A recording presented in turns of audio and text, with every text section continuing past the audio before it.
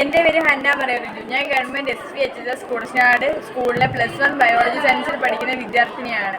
എൻ്റെ ഗ്രൂപ്പിൻ്റെ പേര് വിബ്ജിയോ. +1 ബയോളജി സയൻസിൽ പഠിക്കുന്ന ലക്ഷ്മി M, +1 കമ്പ്യൂട്ടർ സയൻസിൽ പഠിക്കുന്ന വൈഷ്ണവ് M, +1 കൊമേഴ്സ് പഠിക്കുന്ന ഷാൻബിനു, അസ്ലം എന്നിവരാണ് എൻ്റെ ഗ്രൂപ്പിൻ്റെ അംഗങ്ങൾ. ഞങ്ങൾ അവതരിപ്പിക്കാൻ പോകുന്ന പ്രോജക്റ്റ് ഗ്രീൻ എനർജിയെക്കുറിച്ചാണ്. പ്ലാസ്റ്റിക് മൂലമുണ്ടാകുന്ന പ്രശ്നങ്ങളെ നമ്മുടെ ജീവിതത്തെ ഫലവത്താക്കുകയാണ് ഗ്രീൻ എനർജി എന്ന പ്രോജക്റ്റിലൂടെ.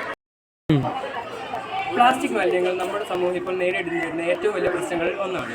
പ്ലാസ്റ്റിക്കിൻ്റെ പ്രധാന പ്രശ്നം എന്ന് പറയുന്നത് പ്ലാസ്റ്റിക് പ്രകൃതിയിൽ അലിഞ്ഞു ചേരത്തില്ല എന്നുള്ളതാണ്. അതുപോലെ തന്നെ പ്ലാസ്റ്റിക് നമ്മളിപ്പോൾ ഒരിടത്ത് കൂട്ടിയിടുകയാണെങ്കിൽ, കത്തിക്കാൻ ശ്രമിക്കുകയാണെങ്കിൽ അത് പ്രകൃതിയിൽ ഒരുപാട് ദോഷമാണ്. പ്ലാസ്റ്റിക് കത്തിച്ചുണ്ടാകുന്ന കാർബൺ മോണോക്സൈഡ് നമ്മുടെ ശരീരത്തിൽ പ്രവേശിച്ച് നമ്മുടെ ഹീമോഗ്ലോബിനോട് ചേർന്ന് നമ്മുടെ ബ്ലഡ് ക്യാൻസർ പോലെയുള്ള വലിയ വലിയ മാരക രോഗങ്ങൾ ഉണ്ടാക്കുന്നു. കേരളത്തിലെ ഏറ്റവും പ്രധാനമായ എറണാകുളം ജില്ലയിലെ ബ്രഹ്മപുരം എന്ന് പറയുന്ന സ്ഥലത്ത് പ്ലാസ്റ്റിക് മാലിന്യക്കുഴിക്ക് തീപിടിച്ച് വലിയൊരു മലിനീകരണം തന്നെയാണ് ഉണ്ടായത്. അതുപോലെ തന്നെ ഇന്ത്യയിലെ ഏറ്റവും പ്രധാനപ്പെട്ട നഗരങ്ങളിലൊന്നായ ഡൽഹിയിൽ തന്നെ പുകമലിനീകരണം മൂലം മൂടപ്പെട്ടിരിക്കുന്നു.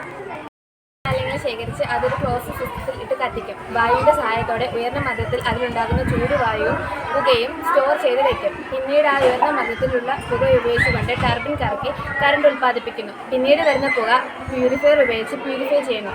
CO അടങ്ങിയ പുകയിൽ നിന്ന് കാർബണിനെയും ഓക്സിജനെയും വേർതിരിക്കുന്നു. ഓക്സിജൻ പ്ലാന്റ് നിർമ്മിക്കുന്നതിലൂടെ വരുമാനം കണ്ടെത്താൻ സാധിക്കുന്നു. അല്ലെങ്കിൽ ഓക്സിജൻ അന്തരീക്ഷത്തിലേക്ക് തന്നെ തുറന്നുവിടുന്നു. കാർബൺ വളങ്ങൾ ഉണ്ടാക്കാൻ വേണ്ടി നൽകുന്നു.